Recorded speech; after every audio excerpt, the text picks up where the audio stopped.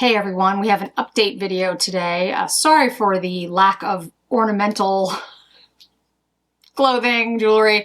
I'm having one of my headache days. I think it's not a migraine, but it's headed in that direction, so I'm filming before it gets worse. You know, that's what are you gonna do? But I did want to do an update on a couple of products, and I recorded me putting this look on so you guys can see the application of each product, but I'll go into each one and you'll have the swatches and everything. On my face is Tinted Moisturizer. This is the Laura Mercier Tinted Moisturizer Natural Dewy. I have it on in 0N. I've talked about this several times, but I wanted to do an update versus the Bare Minerals.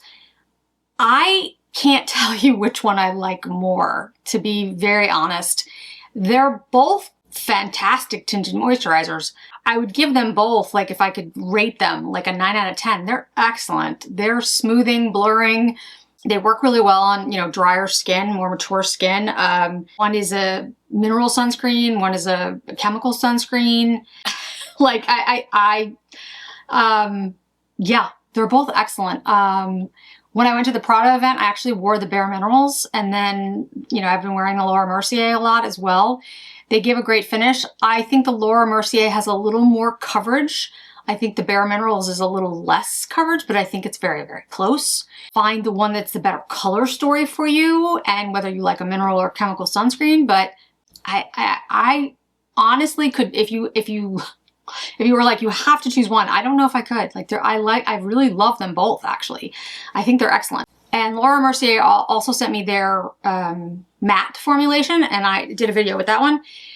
Again, great finish. It's just, I'm not really a matte person, but for those of you who are looking for matte, a tinted moisturizer, Laura Mercier, they're just really excellent. I think Laura Mercier in some ways gets I don't think people really think about that brand as much as they used to. Maybe I'm wrong. Maybe everybody still loves it and everybody's buying it all the time. And I hope they are, because it's a really great product.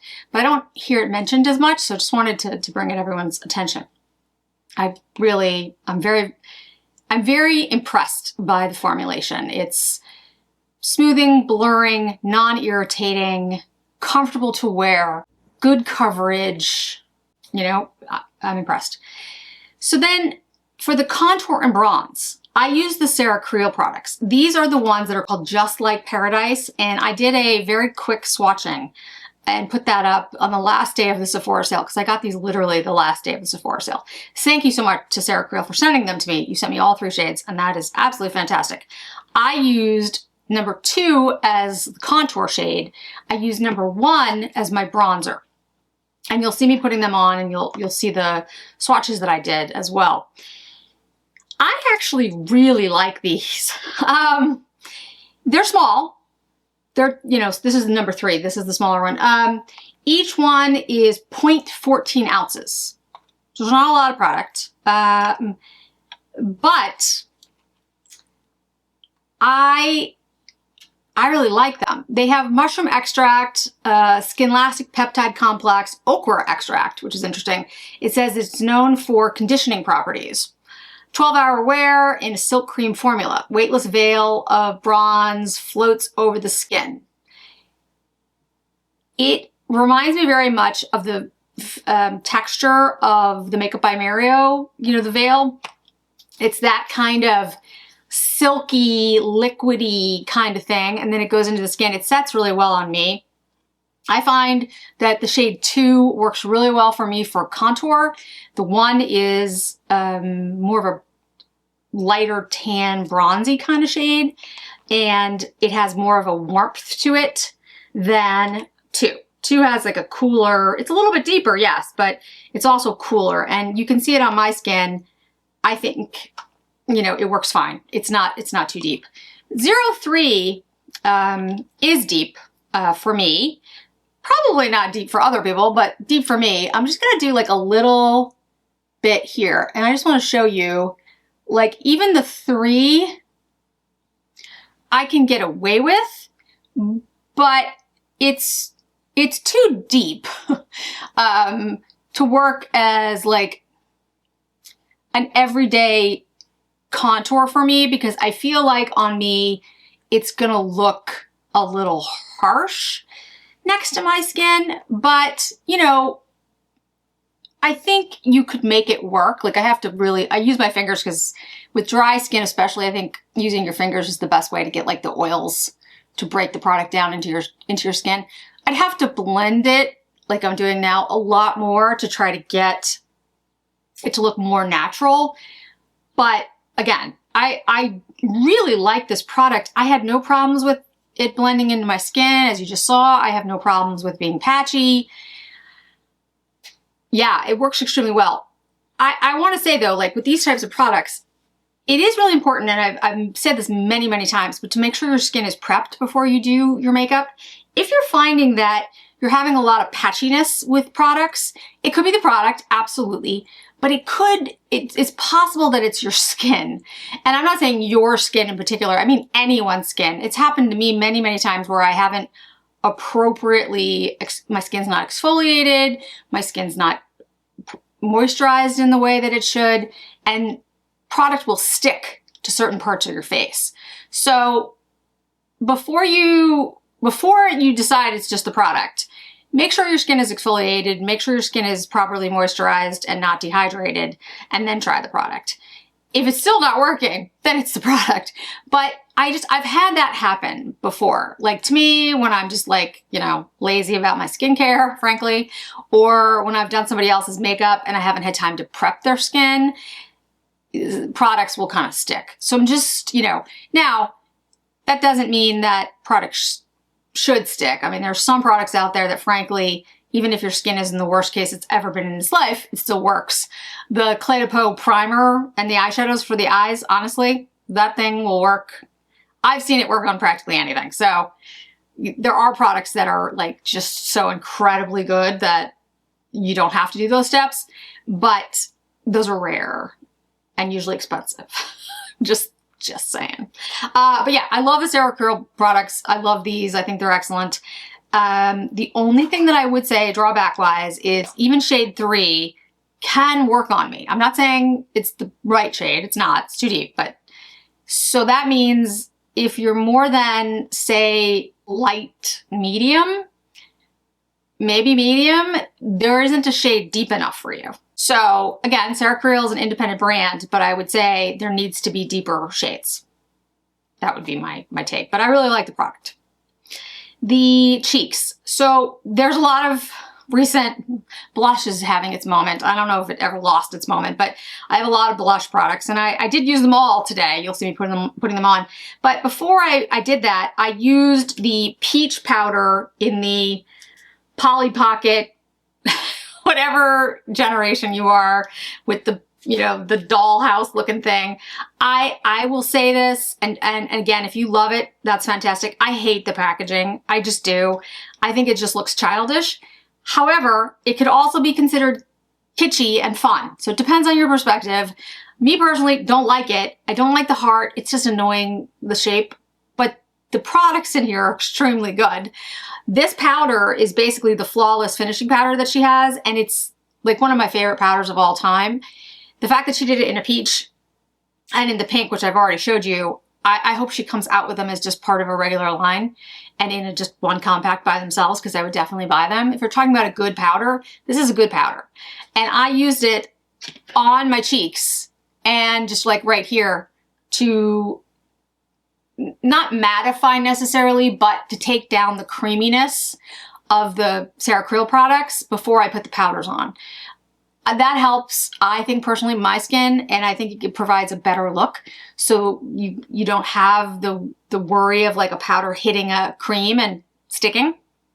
So yeah, I that's what my first step was, and it's a beautiful, beautiful powder. Like it really is. It's really good. I was like, wow, that looks great. So first I want to say that. Second of all, I did use the peach powder in here as blush, which is a beautiful, beautiful blush. I used the Reflect blush stick by Chanel, and I also used the Christian Dior highlighter. This is the Coral Glow. So I used all 4 of those things on my face, and a couple of points. The Christian Dior highlighter in Coral Glow, I think is a beautiful highlighter. Blush highlighter. It's too deep for me to just use this highlighter, but I love it as a blush highlighter. It has sparkle in it. I don't know why more people haven't mentioned that, or maybe it just shows like it has sparkle on me, but or sparkle in it. I like it. I don't mind that, but if you're looking for something that is more subdued, more soft, that's not it. Go with Chanel. Chanel generally has products, highlighters that have a softness to them that don't have a sparkle. Sometimes they have sparkle. There are, but I'll usually I'll call that out if it's, you know, in one of the Chanels. But the Christian Dior, that one, it's sparkly. That's just my take. The Love Blush from Charlotte Tilbury, it's a beautiful shade. And it's not, the thing is that I would say is, although this is the peach, I don't think it's really peach. I think it's coral. Maybe it's just going cool on me because everything goes cool on me, but I get coral. I don't get peach. So just a note on that. But I still think the blush is beautiful. The powder, the way she did the powder in these, like I said, is like her iconic finishing powder, and it's seamless. It's incredibly smooth. And if you're looking for just a beautiful blush, the peach in this one or the pink in the other one, it's going to go on great. It's going to be smoothing, blurring. It's going to be a little bit mattifying. It's not going to accentuate texture. It's not going to dry weird. And I would not be concerned about patchiness. Again, anything can happen to anyone, but generally with her powders, they're so finely milled and they're so smooth, you don't really have that issue. So besides the packaging, the peach and the pink ones they're phenomenally good. So the stick, I love this stick. This is the Chanel Reflect, and I am going to take a look at the pink one. I've had my essay put it aside for me, and I have heard two opposing opinions. One, that the pink one has sparkle in it, which, you know, could be. And then I've had other people tell me the pink one does not have sparkle in it. So I'm like, okay, there is a tiny little bit of sparkle in the orange, but it's so light that when it goes on the skin, you don't see it, or at least I can't see it. I mean, I've looked. It's like, it's not there. Yeah, I think it's a beautiful, beautiful orange. I'm looking forward to seeing the pink in person. If you happen to be one of those people who is going to join me, thank you so much. I'm looking forward to meeting all of you. Okay, so next on the lips, I have on the Dolce & Gabbana. This is the lip liner that I was talking about. This is not the Kiss and Glow, Kissin' something. This is not the Duo. This is just the lip liner, lip pencil. This is in My Rosy Nude. This is number 3. This is a great shade. It is a deeper shade, and I'll explain why I use this deeper shade today. But it kind of reminds me of the Dior something nude. Okay, it'll come to me later, but anyway, it's a rosy nude. It's exactly how it's described. It's a good browny pinky nude. And these don't move. Like they stay on. If you're looking for something to stop bleeding, this might be the one. I was gonna use the Chanel Sun Blush 262 with it, because the Sun Blush is that shade that came out with this collection, the summer collection, that has like no shade to it.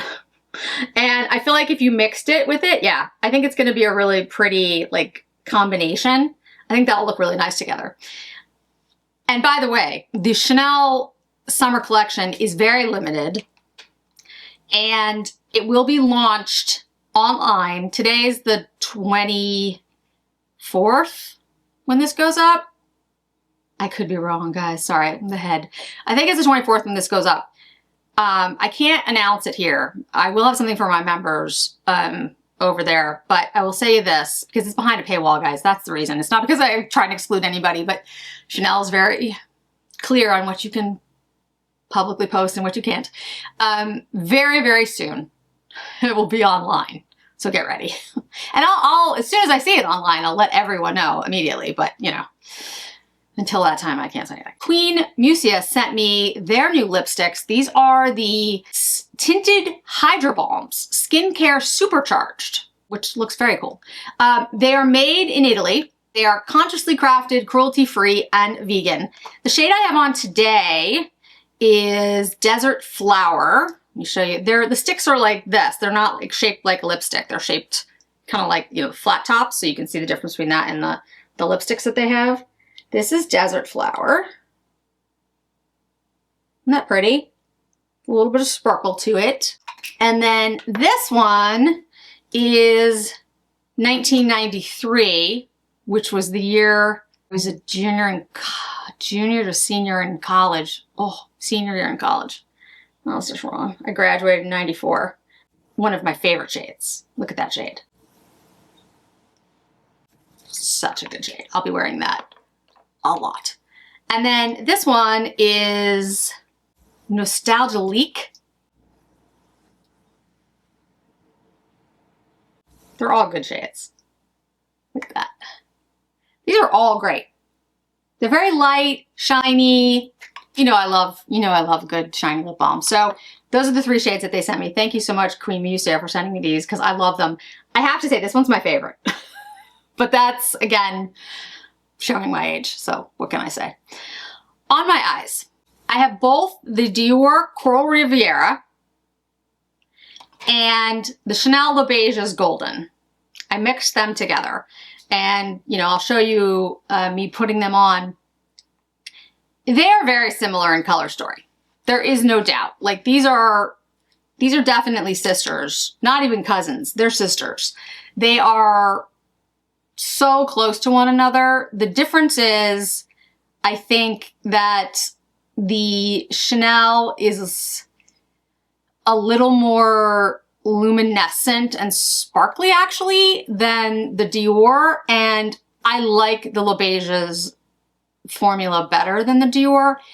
If it were up to me and you really wanted one of these very warm golden orangey color stories, I would pick the Chanel Les Beiges Golden, and I would buy the Dior, what I'm calling the Matte Canage collection.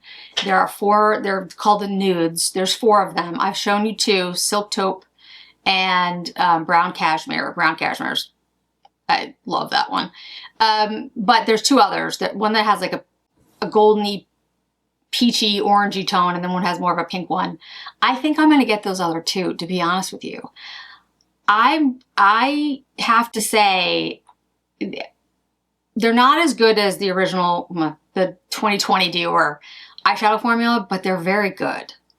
And the Brown Cashmere was a shock, like how much I love that one. So just me, I would pick up, if you want this color story and you're looking for an eyeshadow quint to pick up and you like this color story, I would pick up the Les Beiges and not the Dior. I would pick up the Matte Canage collection from Dior. The other thing I'd say about the Dior is the golden embossing that's on this. I mean, I haven't used this that much and it's gone already. So if you're buying it for the embossing, first of all, I would just say don't buy makeup. I mean, well, look, buy makeup for whatever you want to buy makeup. It's your money. You do whatever you want with it. But if you're buying it because you love the embossing so much, you're gonna be disappointed when the embossing is gone. That's what I mean. So, you know, they're both good. I just feel like the Les Beiges is better, and I think the colors are actually more unique. And I think the difference between the Les Beiges and the Dior in the sense that the Les Beiges is like more earthy golden, whereas the coral isn't really, the Dior coral isn't really coral. It's like more orange. Does that help? It's hard to just explain the difference because they are very similar. Then it's very nuanced to see the difference. But I would say that the Les Beiges looks more elevated than the Dior. It looks more elegant on the eye than the Dior. That's the best way I would break them down. But they are very similar. I'm not gonna lie, they're very, very similar. And then my mascara, this is the Dior Over Volume. I've been really loving this. I think this is a great mascara. I don't use it on my lower lashes because I've said it kind of hits my lower lashes. So, you know, that doesn't really work for me, but it's got the barbell shaped brush. It gives a very dramatic look. It gives a lot of volume. It's the blackest of black mascaras. And yeah, I really like it. I think it looks phenomenally good. So I'm loving that. None of these things are fails for me. I think these are all like actually excellent products. I think they're living up to what they say they're going to do. The Dior Summer Collection would be my least favorite thing so far.